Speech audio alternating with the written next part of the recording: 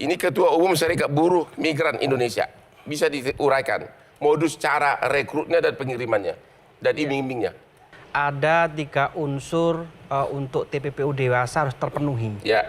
Ada proses, ada cara, kemudian ada tujuan untuk dieksploitasi. Okay. Kan?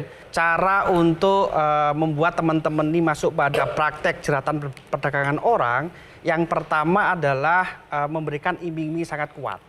Gajinya besar gitu? Ya, gajinya besar, kemudian bagaimana teman-teman ini dalam posisi rentan, kehilangan banyak kerjaan di Indonesia, kemudian mereka masuk pada situasi yang mudah untuk ditipu daya oleh pelaku. Jadi ditipu daya satu, yang kedua? Yang kedua adalah menggunakan kekuasaan. Kekuasaan yang di sini adalah posisi rentan teman-teman ini, kemudian dipengaruhi oleh orang-orang yang mempunyai kekuasaan. Kami lihatlah di teman-teman Mbak Novi ini ada jaringan internasional yang kemudian sudah terstruktur, sudah kemudian secara masif melakukan perekrutan orang-orang yang ada di Indonesia. Ada oknum. Kami katakan tegas, ada oknum yang kemudian harus ditindak tegas dalam praktek teman-teman yang di Myanmar. Anda sudah tahu oknum dari lembaga mana? Kalau kami katakan ya, di dalam praktek Myanmar ini Mbak Novi juga nanti bisa terus terang, ada kemudian yang bergerak, yang pada saat itu pemerintah Indonesia mengatakan kita nggak bisa masuk ke dalam camp mereka.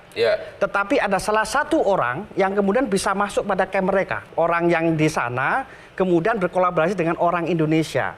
Maka kemudian Pak Ramadan, kami juga minta tolong nih soal Myanmar ini.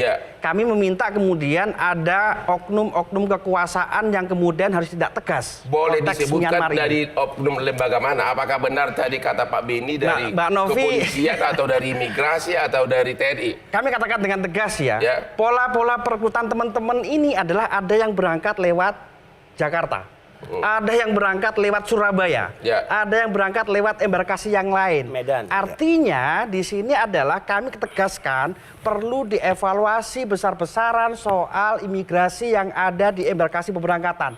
Ini tegas kami. Apa keterlibatan imigrasi? Satu, ya kan? Teman-teman sudah tahu lah ya, kita sudah tahu praktek dari awal, sudah tahu lah. Kemudian bagaimana teman-teman ini sebagai visa turis, satu indikatornya adalah apakah kemudian mempunyai tiket pulang pergi.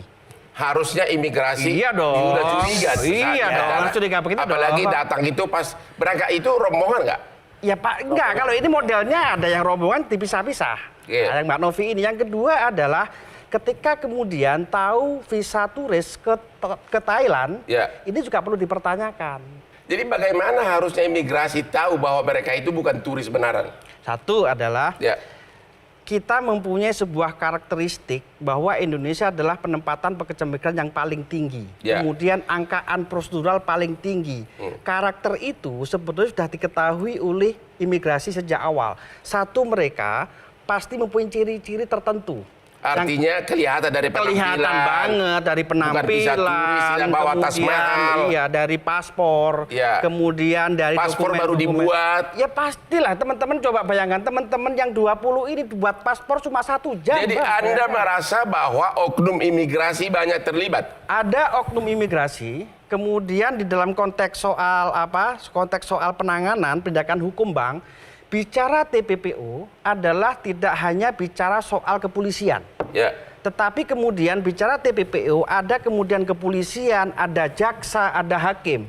Kami katakan dengan tegas di sini. Ada kepolisian yang bermain-main dengan TPPU.